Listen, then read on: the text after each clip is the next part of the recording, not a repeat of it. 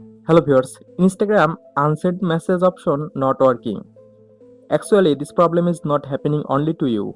This problem is happening to many people. This problem can be caused by two reasons. First, if your app are not updated or if there is any problem with your phones, then this problem can occur. Secondly, this can happen if Instagram server is down or if there is a bug in Instagram.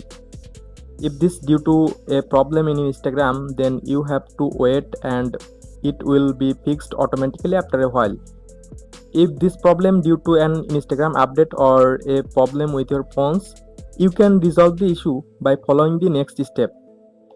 Now go back to home screen, go to Play Store, click on search bar and search Instagram. From here, make sure your Instagram is updated.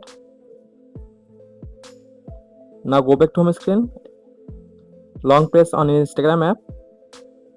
Now click on app info or I button. Now scroll down, click on storage. Now click on clear cache. Go back. Now click on force stop. Click on OK.